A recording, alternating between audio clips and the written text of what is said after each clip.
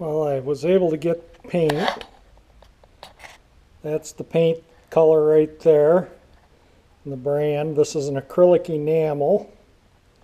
You mix 8 parts of this, 2 parts of that to 1 part of that, and I just got done sealing the seam in the door jamb with this, and then tomorrow I'll give the door jamb a quickie sand out, and I'm going to paint the door jamb tomorrow to make sure. Now I touched up a few spots on the car, it's a pretty good match, but the seam was factory sealed there on the original rocker panel. You can still see some of the seam sealer there, so I did the same thing, and this will be under the sill plate, but I'm going to give this a sand and I'll mask it kind of on here, and then paint the door jamb, and I'll probably mask it across somewhere in here, and then just paint it up and let it overspray out so I can buff the paint so you don't, see a sharp line or anything. But that's tomorrow. It's supposed to be a really warm day, so I can open up the garage and stuff and keep the fumes from the overspray from getting too thick in here. And I picked up all my sheets and stuff to cover everything up, and I touched up, like I say, a couple scratches. It seems to be a pretty good match. I touched up this scratch right here. Metallics are a little more difficult to touch up, but that needs another coat, and then when I buff it, it'll smooth it out a little bit.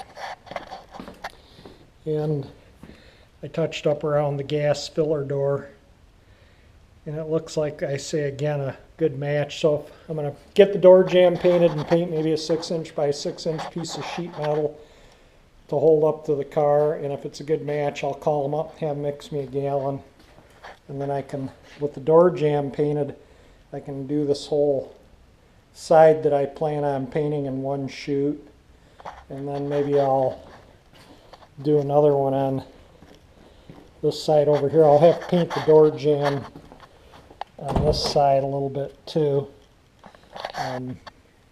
So I'll take the sill plate off, and I'll probably sand that out and just paint up to about here on this door jamb, and then I'll shoot this whole side in one shot, and then the trunk, I should have enough paint left to paint the trunk pan, so I'll paint the trunk pan, and then the body will be essentially done other than wheeling out the paint, and I'll get a little video tomorrow of it after I've painted the jamb, if I get to it tomorrow.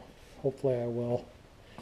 I was just getting it ready. I might start masking it off tonight. Masking is the biggest job. I buffed the hood a little bit right there.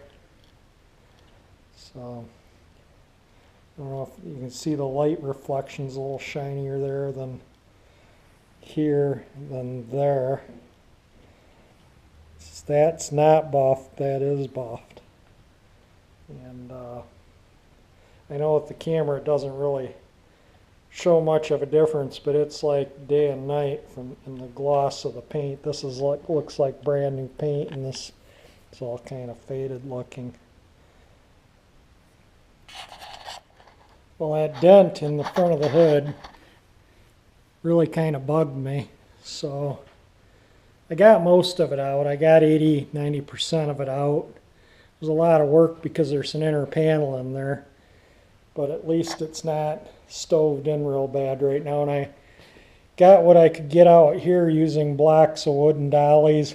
I didn't want to hit that with a hammer and mess up the paint, so I did get most of that, about 80% of this out, and about maybe 90% of that out. And I think after I get most of the stuff done, I'll pull the back seat and that interior panel again and push this out too. And if the paint blends in really good when I paint the sides of the car, I'll just respray this little area right in here, and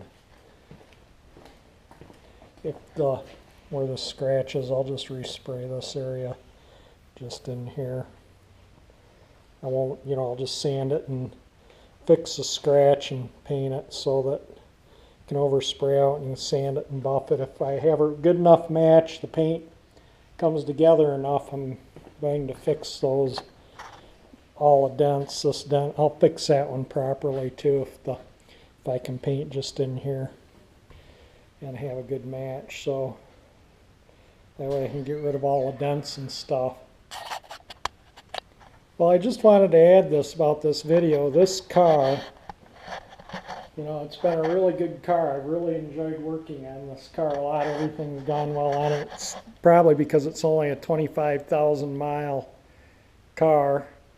And of all the cars I've done, I've probably done 45, 50 cars over the last 30, 35, well, since 78. 78 was when I did my first one, and that was the 59 Chevy. And I've done almost 50 cars since then.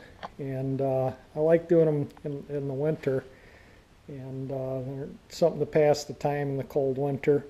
And I didn't expect this car to be this far along this early in the season. I didn't even think I'd be this far until April, or, ready for paint until like mid or late April. And here it is mid-February, and I'm going to start on the painting. So because it's been coming along pretty good, that's why I went ahead and pounded that out, and just been kind of fixing little odds and ends that might not have, but this car is going to be really nice when it's done, and start getting the paint on it tomorrow, and I'll put a little video up of that. I won't probably be videoing while I'm spraying because I don't want to get overspray on the camera. But the biggest time-consuming part of painting is masking the car off. And I got my box of tarps and stuff that I use to cover everything up so I don't get overspray over everything.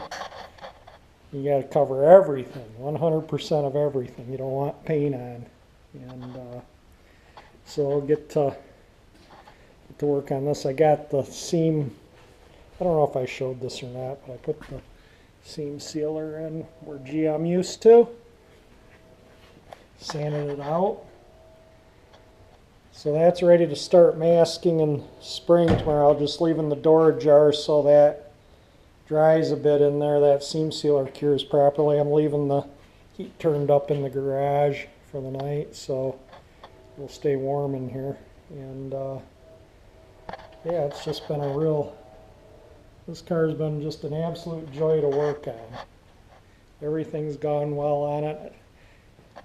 I haven't had any seized bolts or anything where I've needed to use the torches or anything. It's just really been a fun winter project that is almost, it's starting to get on the home stretch. I still have the seat upholstery to work on, and I'll finish up the paint and buffing, and I think I'll clean up the undercarriage really well and give it a coat of satin black paint just to make it look good, and that protects all the new brake lines and whatnot, all the steel lines from future rust, and makes a differential look a little better. So if you're following behind a little ways in a car and you see the underneath, it looks clean on the undercarriage. And so I'll get under there and scrape all the loose undercoating off, seeing that it's taken me less time than I thought to get to this point. I might as well spend the extra time and clean the undercarriage really good, and any surface rust I'll wire wheel off, and then I'll shoot a coat of a satin or low gloss black. I think that would look good. Kind of make it look, most of it's still got undercoating on it, so I'll paint over the undercoating.